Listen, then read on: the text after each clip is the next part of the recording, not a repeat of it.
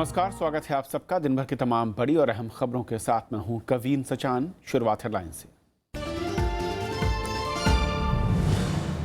राहुल गांधी ने नोटबंदी को बताया सबसे बड़ा घोटाला। सुप्रीम कोर्ट ने केंद्र से पूछे 9 सवाल। सहकारी बैंकों और तय सीमा से कम नकदी मिलने पर मांगा जवाब।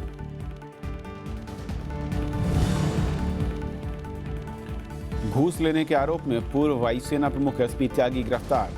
अगस्ता वेस्टलैंड हेलीकॉप्टर सौदे में सीबीआई की कार्रवाई। अवैध एक्सचेंज मामले में मारंग बंधुओं के खिलाफ चार्जशीट दायर।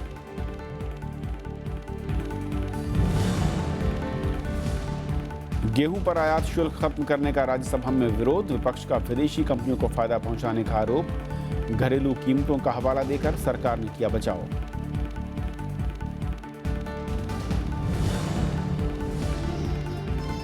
राकेश अस्थाना को अंतरिम सीबीआई निदेशक बनाने पर सुप्रीम कोर्ट ने केंद्र से मांगा जवाब। चयन समिति की बैठक में बुलाने पर पूछे सवाल। आर के दत्ता के तबादले पर भी देनी होगी सफाई। औद्योगिक उत्पादन में गिरावट। अक्टूबर में वृद्धि दर गिरकर -1.9%। मैन्युफैक्चरिंग, माइनिंग और कैपिटल गुड्स क्षेत्र का निराशाजनक प्रदर्शन।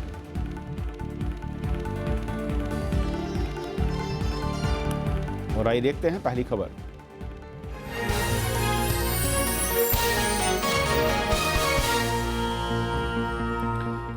नोटबंदी से लोगों की परेशानी पर सुप्रीम कोर्ट ने सरकार से आज 9 सवाल पूछे, जिसमें नोटबंदी पॉलिसी की गोपनीयता, सहकारी बैंकों में लेन देन के बारे में जवाब मांगा गया है और तय सीमा से कम पैसे मिलने पर भी बुधवार तक सरकार को सफाई देनी है। इधर 500 रुपए के पुराने नोटों से रेल, मेट्रो और सरकारी बसों के टिकट आज आधी रात तक ही खरीदे जा सकेंगे। नोटबंदी के मुद्दे पर शुक्रवार को सुप्रीम कोर्ट में सुनवाई हुई। इसमें कोर्ट ने सरकार से नोटबंदी को लेकर कई सवाल पूछे हैं। सुप्रीम कोर्ट ने जवाब मांगा है कि क्या नोटबंदी योजना गोपनीय थी। साथ ही सवाल किया कि क्या जिला सहकारी बैंकों को कुछ शर्तों के लिए पुराने नोट जमा करने की इजाजत दी गई है। कोर्ट ने पूछा कि जब खाते से हफ्ते में 24,000 रुपए निकालने की सीमा तय है तो लोगों को पैसा क्यों नहीं मिल रहा है। इस मामले की अगली सुनवाई 14 दिसंबर को होगी। अटॉर्नी जनरल ने कोर्ट में कहा कि लोगों की दिक्कतों को कम करने के लिए सारे जरूरी कदम उठाए जा रहे हैं। इस बीच सरकार कैशलेस ट्रांजैक्शन को बढ़ावा देने में जुटी है। वो लोगों को अधिक से अधिक डिजिटल बैंकिंग और डिजिटल पेमेंट का सहारा लेने के लिए कह रही है। 47 करोड़ वर्कर, जिसमें 92% इनफॉर्मल और 40% महिलाएं। अब इनको डिजिटल पेमेंट होगा तो इनको मिनिमम वेज मिलेगा कि आप डिजिटल पेमेंट अधिक करिए, और लोग उसकी शुरुआत बहुत प्रभावी रूप से कर चुके हैं। वहीं लोग नोटबंदी के महीने बाद भी नकदी के लिए जूझ रहे हैं। लोगों में गुस्सा भी बढ़ता जा रहा है। उत्तर प्रदेश के मुरादाबाद में कतार में लगे लोगों और पुलिस के बीच झड़प हुई। मुजफ्फरनगर में कैश नहीं मिलने से नाराज लोगों ने बैंक मैनेजर के साथ मारपीट की। वहीं शामली जिले में लाइन में लगे बुजुर्ग की मौत हो गई। बीते 1 महीने में कतार में 90 से ज्यादा लोगों की मौत हो चुकी है। Bureau report, Rajya Sabha TV. नोटबंदी पर सरकार और विपक्ष में बयानबाजी तेज हो गई है। राहुल गांधी ने कहा कि अगर वो संसद में बोलेंगे तो देश में भूचाल आ जाएगा। वहीं सरकार ने कहा कि अगर विपक्ष बोलेगा तो उसे सरकार की बात सुननी भी होगी। If they allow me to speak in parliament, you will see what an earthquake is going to come. Rahul Gandhi ने कुछ इस अंदाज में सरकार को नोटबंदी पर बहस की चुनौती दी।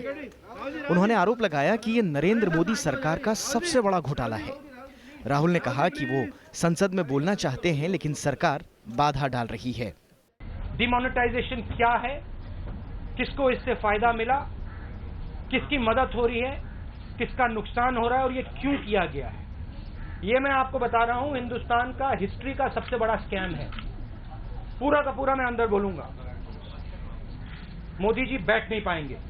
उधर पश्चिम बंगाल की मुख्यमंत्री ममता बनर्जी ने कहा कि नोटबंदी के खिलाफ विपक्षी दल बोलना चाहते हैं, लेकिन सरकार संसद में विपक्ष की आवाज दबा रही है। इस बीच सरकार ने राहुल के आरोपों को बेबुनियाद बताया और कहा कि गरीब जनता नरेंद्र मोदी के साथ है। आए बहस करें, अपनी बात कहें, हमारा जवाब भी सुने, और हमारा जवाब सुनेंगे तो देश के सामने दूध का दूध और पानी का पानी हो जाएगा। गरीब लोग आज इस सरकार के साथ पूरे हैं। उनको मालूम है और विश्वास है कि नरेंद्र मोदी जी आतंकवाद को रोक रहे हैं, माओवाद को रोक रहे हैं, ब्लैक मनी को रोक रहे हैं। नोटबंदी को 1 महीने से ज्यादा हो चुका है। इसके विरोध में विपक्ष ने गुरुवार को संसद में मौन प्रदर्शन कर काला दिवस मनाया था। वहीं सरकार ने इसे काले धन का समर्थन दिवस बताया था। नोटबंदी के फैसले को पूरा 1 महीना बीत गया और इस मुद्दे पर संसद में चर्चा की राजनीति को लेकर 3 हफ्ते से ज्यादा का वक्त भी जाया हो गया। लेकिन सवाल जब जनता को जवाब देने का आता है तो सरकार और विपक्ष इसका ठीकरा एक दूसरे पर फोड़ रहे हैं। लेकिन अब देखना होगा कि बाकी बचे 3 दिनों में क्या सरकार और विपक्ष कोई बीच का रास्ता निकाल पाते हैं या नहीं। सहयोगी विशाल दहिया और ब्यूरो रिपोर्ट के साथ पंचानन मिश्रा, राज्यसभा टीवी। और इस अहम मसले पर बातचीत करने के लिए हमारे साथ राज्यसभा सांसद और सुप्रीम कोर्ट के वरिष्ठ वकील KTS तुलसी जुड़ रहे हैं। तुलसी जी, स्वागत है आपका। जिस तरीके से कोर्ट ने जो सवाल पूछे हैं, 9 बड़े सवाल हैं, आपकी नज़र में किस तरीके से, क्योंकि अब तक यही कमोबेश सवाल, इसी तरह के सवालों को लेकर विपक्ष अलग अलग दल सरकार से सवाल करते रहे हैं, किस तरीके का फर्क दिखेगा इसमें? ये बहुत ही गंभीर मामला है कि देश के 99% लोग लाइनों में खड़े हैं, उनको अपना पैसा नहीं मिल रहा। कब मिलेगा? जो सरकार की नीति तय हुई कि 24,000 रुपया मिलेगा, वो भी नहीं मिल रहा। लोगों को, जो किसान है वो बीज नहीं खरीद पा रहा, जो इंडस्ट्री है, जो मैन्युफैक्चरिंग है, वो मैन्युफैक्चरिंग यूनिट्स अपने लेबर को पैसा नहीं दे पा रहे, लोग भूख से मर रहे हैं, लोग लाइन में खड़े खड़े मर रहे हैं। तो ये कहाँ की अराजकता है? कब तक चलेगी? जब आश्वासन ये दिया गया था कि 10 दिसंबर तक सब ठीक हो जाएगा, मगर लाइनें तो उसी तरह से लगी हुई हैं और बढ़ती ही जा रही हैं और लोगों की मौत हो रही है जो लाइनों में 10 घंटे, 12 घंटे, 14 घंटे खड़े रहते हैं। और जो लोग 90 से ज़्यादा अगर मर गए तो संसद में, राज्यसभा में उनके लिए एक रेजोल्यूशन पास करना है, हमदर्दी जताने के लिए भी सरकार तैयार नहीं होती। सरकार को क्या हमदर्दी नहीं है? जिन लोगों की मौत हो गई उनके परिवार वाले भी मर जाएंगे। कैसे आखिर कब तक ये क्या मामला चलेगा? ये अदालत भी इस बात से बहुत बहुत चिंतित है कि सामान्य जीवन कब शुरू होगा और देश में। एक तरफ हम देख रहे हैं इस तरह से अगर लोग लाइनों में खड़े रहेंगे जी, एक तरफ कतारें उतनी ही लंबी दिख रही हैं लोगों को, जो आपने बिल्कुल ठीक कहा, और कोर्ट ने भी कहा कि लिमिट तय की गई थी वो भी नहीं मिल पा रहे, यानी कि 24,000 की लिमिट थी। लेकिन दूसरी ओर हर रोज हम खबरें सुन रहे हैं अलग अलग राज्यों में, कहीं पर 20 लाख, कहीं पर 2 करोड़, कहीं पर 10 करोड़ की नई करेंसी।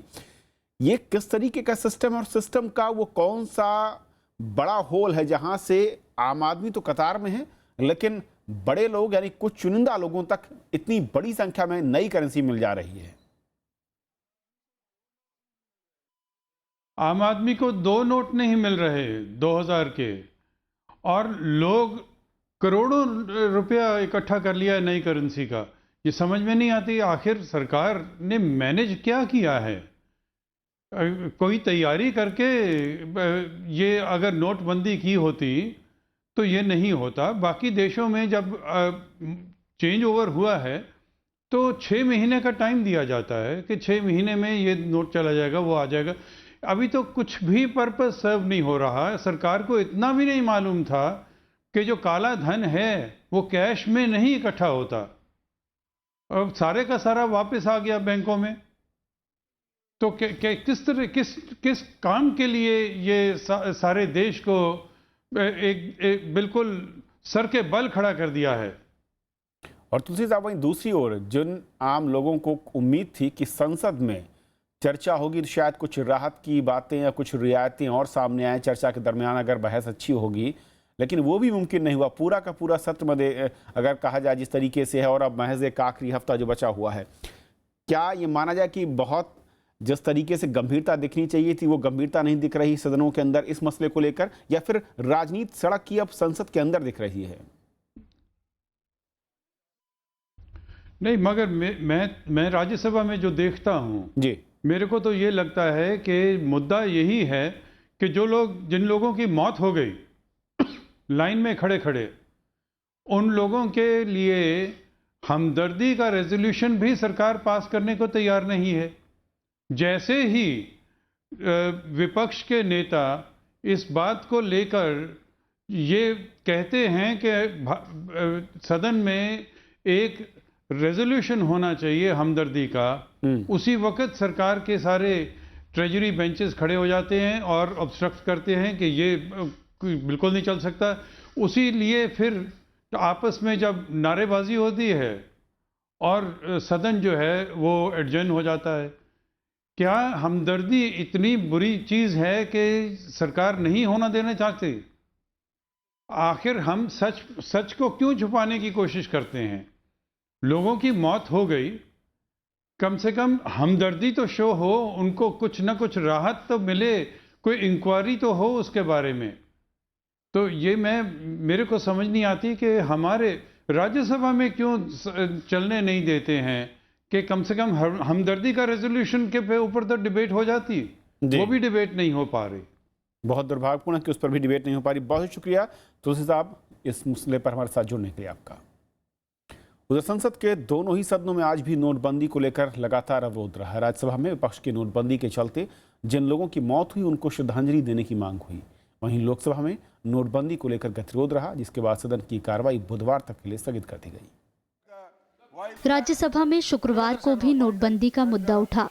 टीएमसी सांसद सुखेंदु शेखर राय ने नोटबंदी के चलते 110 से ज्यादा लोगों की मौत का दावा किया और उन लोगों को श्रद्धांजलि देने की मांग की। Take the sense of the House whether obituary reference should be made for the 111 people killed in the queue before the ATMs and banks. Take the sense of the House. उधर लोकसभा में भी नोटबंदी पर विपक्ष और सत्ता पक्ष के बीच बहस हुई।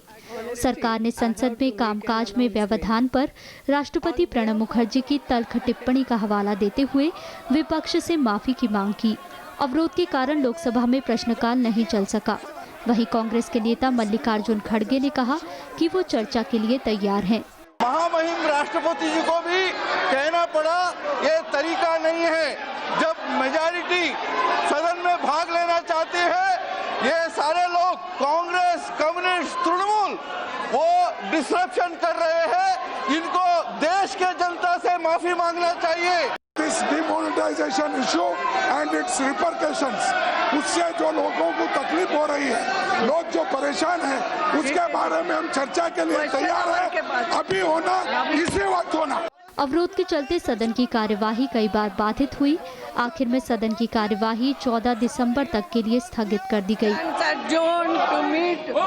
रविंद्र सिंह शौर्यान के साथ कृति मिश्रा, राज्यसभा टीवी।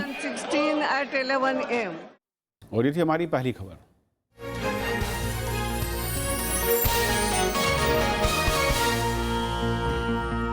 जहां एक और लोग नकदी के लिए परेशान है, वहीं दूसरी ओर जांच एजेंसियों के छापों में बड़ी मात्रा में नोट जब्त हो रहे हैं। दिल्ली में आयकर विभाग ने एक्सिस बैंक की चांदनी चौक ब्रांच में 15 फर्जी खातों का खुलासा किया है, जिनमें 70 करोड़ रुपए की राशि जमा कराई गई थी। 8 नवंबर के बाद इस ब्रांच में 450 करोड़ रुपए की राशि जमा की गई है। मुंबई क्राइम ब्रांच ने आज 2 लोगों को हिरासत में लिया है। उनके पास से 85 लाख के नए नोट मिले हैं। उधर गुजरात की सूरत में पुलिस ने 4 लोगों को 76 लाख के नए नोटों के साथ गिरफ्तार किया। हरियाणा में पुलिस ने छापेमारी के दौरान करीब 10 लाख रुपए के नए नोट जब्त किए और चेन्नई में कई जगहों पर कल आयकर विभाग के छापों में 106 करोड़ की नकदी मिली, जिसमें 10 करोड़ के नए नोट थे। साथ ही 127 किलो सोना भी जब्त किया गया। उधर हैदराबाद में नोट न मिलने से लोग परेशान हुए और उन्होंने रोड पर जाम लगाया। देश में अब प्लास्टिक करेंसी भी चलेगी। सरकार ने आज लोकसभा में बताया कि इसे छापने का फैसला लिया गया है और कच्चा माल मंगाने की प्रक्रिया शुरू हो चुकी है। नकली नोटों से निपटने के लिए इसे अहम बताया जा रहा है। साल 2014 में संसद को बताया गया था कि 10 रुपए वाले 1 अरब प्लास्टिक नोट बाजार में आएंगे। फील्ड ट्रायल के तौर पर इन्हें कोच्चि, मैसूर, जयपुर, शिमला और भुवनेश्वर में चलाया जाएगा। प्लास्टिक नोटों की औसत आयु 5 साल की होती है और उनकी नकल करना मुश्किल होता है। पहली बार ऐसे नोट ऑस्ट्रेलिया में शुरू हुए थे। देखिए, जो फेक करेंसी है उसको रोकना और जो करेंसी हम जारी करते हैं उसको ट्रैकिंग करना, उसकी नंबरिंग और उसको, तो इसमें जो पेपर करेंसी है उससे प्लास्टिक करेंसी में आसान होता है, इसलिए प्रोसेस हमने ऑन कर रखा है। राज्यसभा में आज गेहूं के आयात शुल्क घटाने का मुद्दा छाया रहा। विपक्षी दलों ने सरकार के इस फैसले को किसान विरोधी बताते हुए इसे वापस लेने की मांग की। हालांकि सरकार ने संसद को भरोसा दिया कि देश में गेहूं का पर्याप्त भंडार मौजूद है। स्थानीय मंडियों में गेहूं की बढ़ती कीमतों को देखते हुए सरकार के मुताबिक ये फैसला लिया गया है। इस मुद्दे पर गतिरोध के चलते सदन की कार्रवाई बाधित हुई। राज्यसभा में विपक्षी दलों ने गेहूं पर आयात शुल्क खत्म करने का विरोध किया। सदन की कार्यवाही शुरू होते ही सीपीएम सांसद सीताराम येचुरी ने नियम 267 के तहत इस मुद्दे पर शून्यकाल स्थगित कर तत्काल चर्चा का नोटिस दिया। उन्होंने कहा कि इस फैसले से देश के किसान प्रभावित होंगे और बहुराष्ट्रीय कंपनियों को लाभ मिलेगा।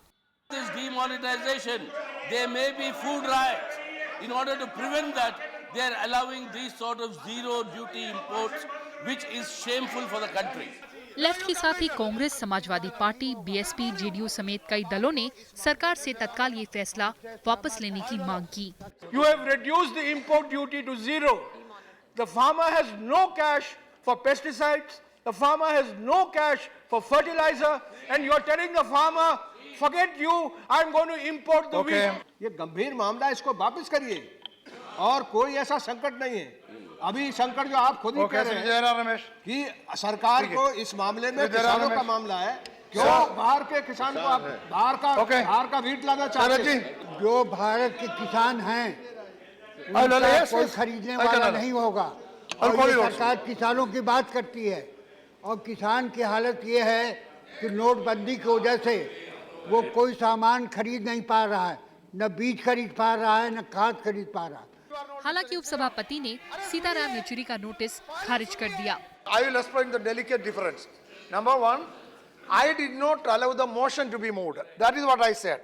But I allowed you to speak and raise the matter. After hearing you, I said I am not allowing the motion to be moved, but I also observed that the government may examine it. सरकार ने सदन को भरोसा दिया कि देश में गेहूं की कोई कमी नहीं है और फैसला घरेलू मूल्य को ध्यान में रखकर किया गया है। कंज्यूमर मिनिस्टर के हैसियत से, उपभोक्ता मंत्री के हैसियत से हम कहना चाहते हैं कि जब भी किसी चीज का दाम बढ़ता है अपोजिशन के तरफ से हल्ला होना शुरू हो जाता है। हमने देखा है कि पिछले कुछ दिनों में जो गेहूं की कमी नहीं है, लेकिन गेहूं के दाम में कुछ वृद्धि के आसार होने लगे हैं और इसलिए एहतियाती तौर पर कंज्यूमर के दृष्टिकोण से हमने ये फैसला लिया है और ये फैसला कोई परमानेंट नहीं है। विपक्षी दल सरकार के जवाब से संतुष्ट नहीं हुए। कांग्रेस, समाजवादी पार्टी, बीएसपी और टीएमसी सांसदों के वेल में आने से सदन की कार्यवाही बाधित हुई। गतिरोध की वजह से पहले शून्यकाल और फिर प्रश्नकाल बाधित हुआ। विवेक गुप्ता। सदन में गुरुवार को वित्त राज्य मंत्री अर्जुन राम मेघवाल ने इससे जुड़ी अधिसूचना पेश की थी, जो तत्काल प्रभाव से लागू की गई। विशाल दहिया के साथ कृति मिश्रा, राज्यसभा टीवी। आम आदमी पार्टी के लोकसभा सांसद भगवंत मान को मौजूदा सत्र की बाकी अवधि के लिए निलंबित कर दिया गया है। संसद भवन वीडियोग्राफी मामले में मान को दोषी मानते हुए यह कार्रवाई की गई है। इस मामले की जांच कर रही लोकसभा की 9 सदस्यीय समिति ने गुरुवार को सदन को रिपोर्ट सौंपी और मान को शीतकालीन सत्र के लिए निलंबित करने की सिफारिश की थी। आज लोकसभा अध्यक्ष सुमित्रा महाजन ने रिपोर्ट पर सदन के अनुमोदन के लिए प्रस्ताव लाई, जिसे लोकसभा ने स्वीकार कर लिया। रिपोर्ट में कहा गया कि भगवंत मान ने गर्मा के खिलाफ काम करके संसद भवन और उससे जुड़े लोगों की सुरक्षा को खतरे में डाला है। पश्चिम बंगाल के टोल प्लाजा पर सेना तैनाती मसले पर तकरार बढ़ती जा रही है। मुख्यमंत्री ममता बनर्जी ने रक्षा मंत्री मनोहर पर्रिकर के पत्र पर कड़ी नाराजगी जताई है। ममता बनर्जी ने कहा कि पर्रिकर को ये नहीं पता कि मुख्यमंत्री को चिट्ठी कैसे लिखी जाती है। मुख्यमंत्री ने रक्षा मंत्री के आरोपों को भी सच्चाई से परे बताया। रक्षा मंत्री ने मुख्यमंत्री को चिट्ठी लिख उनके बयान पर कड़ी आपत्ति जताई थी। इसमें लिखा गया था कि मुख्यमंत्री के बयान से सेना के मनोबल पर असर पड़ सकता है। ममता ने कहा कि सार्वजनिक जीवन में रहने वालों को ऐसे बयानों की उम्मीद नहीं की जा सकती। सुप्रीम कोर्ट ने सीबीआई के अंतरिम निदेशक पद पर राकेश अस्थाना की नियुक्ति पर सवाल खड़े किए हैं। कोर्ट ने केंद्र को नोटिस जारी कर 16 दिसंबर तक जवाब मांगा है। कोर्ट ने पूछा है कि सीबीआई के वरिष्ठ अधिकारी आर.के. दत्ता के कार्यकाल को कम कर गृह मंत्रालय में तबादला करने में उपयुक्त प्रक्रिया का पालन किया गया है। दरअसल आर.के. दत्ता के तबादले के बाद गुजरात कैडर के आईपीएस राकेश अस्थाना को अंतरिम निदेशक की जिम्मेदारी दी गई। सुप्रीम कोर्ट ने सीबीआई के अंतरिम निदेशक पद पर गुजरात कैडर के आईपीएस अधिकारी राकेश अस्थाना की नियुक्ति पर केंद्र सरकार से जवाब मांगा है। कोर्ट ने पूछा है कि क्या नियुक्ति प्रक्रिया का पालन किया गया है। इसके अलावा कोर्ट ने सवाल किया है कि नियमित निदेशक की नियुक्ति के लिए चयन समिति की बैठक क्यों नहीं बुलाई गई। रेगुलर डायरेक्टर के चयन की समिति क्यों नहीं बनाई गई। एक जो सीनियर मोस्ट ऑफिसर थे सीबीआई में स्पेशल डायरेक्टर आर.के. दत्ता, उनको रातों रात कैसे ट्रांसफ़र कर दिया गया सीबीआई से होम मिनिस्ट्री में, और उसके बाद एक गुजरात के अफसर राकेश अस्थाना को सीबीआई का एक्टिंग डायरेक्टर कैसे बना दिया गया। इस बीच लोकसभा में कांग्रेस के नेता मल्लिकार्जुन खड़गे का कहना है कि सुप्रीम कोर्ट के नोटिस से साफ है कि उन्होंने प्रधानमंत्री को चिट्ठी के जरिए सही मसले को उठाया है। दरअसल बुधवार को मल्लिकार्जुन खड़गे ने प्रधानमंत्री को चिट्ठी लिखी थी। इसके जवाब में प्रधानमंत्री कार्यालय ने खड़गे से 16 दिसंबर के बाद चयन समिति की बैठक के लिए सुविधाजनक समय बताने को कहा था। They have also responded. They have asked the date. Today I will send on which date it should be fixed. Let me see. Rakesh Asthana की नियुक्ति को एक एनजीओ ने सुप्रीम कोर्ट में चुनौती दी है। याचिका में केंद्र सरकार पर मनमाने तरीके से अस्थाना को निदेशक की जिम्मेदारी देने का आरोप लगाया गया है। याचिका में कहा गया है कि तत्कालीन निदेशक अनिल सिन्हा के रिटायरमेंट से ठीक 2 दिन पहले सीबीआई में दूसरे सबसे बड़े अधिकारी आर.के. दत्ता का तबादला कर दिया गया, जिससे अस्थाना के अस्थायी नियुक्ति का रास्ता साफ हो सके। Bureau report, Rajya Sabha TV. CBI ने आज वायुसेना के पूर्व प्रमुख एसपी त्यागी को गिरफ्तार किया है। यह गिरफ्तारी अगस्ता वेस्टलैंड वीवीआईपी हेलीकॉप्टर सौदे में की गई है। त्यागी के साथ उनके भतीजे संजीव और वकील गौतम खेतान को भी गिरफ्तार किया गया है। एसपी त्यागी से इस मामले में लंबी पूछताछ हो चुकी है और यह पहला मौका है जब वायुसेना के किसी पूर्व प्रमुख को गिरफ्तार किया गया है। यूपीए सरकार ने 1 जनवरी 2014 को अगस्ता वेस्टलैंड का सौदा रद्द कर दिया था। सौदे के तहत 12 वीवीआई हेलीकॉप्टर खरीदे जाने थे और आरोप है कि कंपनी ने 423 करोड़ रुपए की दलाली दी थी। सीबीआई ने वीवीआईपी हेलीकॉप्टरों की खरीद में तथाकथित इरेगुलरिटीज की जांच के संदर्भ में तत्कालीन वायुसेना प्रमुख, उनके कजिन, एक प्राइवेट व्यक्ति तथा एक वकील को गिरफ्तार किया। अवैध टेलीफोन एक्सचेंज मामले में सीबीआई ने आज पूर्व दूरसंचार मंत्री दयानिधि मारन और उनके भाई कलानिधि मारन समेत अन्य के खिलाफ आरोप पत्र दाखिल किए। इसमें दयानिधि के आवास पर हाई स्पीड डेटा लाइन एक निजी टीवी चैनल में इस्तेमाल का आरोप है। इससे सरकारी खजाने को 1 करोड़ 78 लाख रुपए के नुकसान होने का अंदेशा था। जम्मू कश्मीर के अनंतनाग जिले में सुरक्षा बलों ने लश्कर तैयबा के 3 आतंकियों को मार गिराया है। ये मुठभेड़ कल शुरू हुई थी। बिजबहड़ा इलाके में आज सुबह सुरक्षा बलों ने उस घर को विस्फोटक छोड़ा दिया जिसमें आतंकी छिपे हुए थे। घर के मलबे से आतंकियों के शव बरामद हुए हैं। सुरक्षा बलों ने बुधवार शाम इलाके की घेराबंदी की थी और कल गोलीबारी में एक जवान घायल भी हुआ था।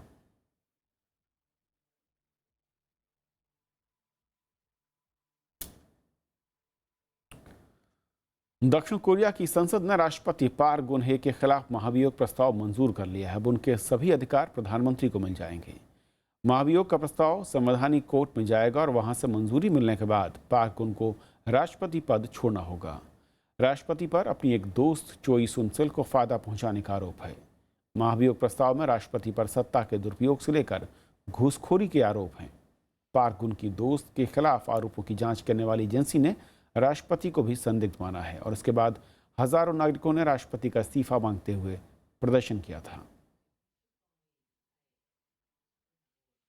खबरों के आज के सफर में इतना ही। नमस्कार।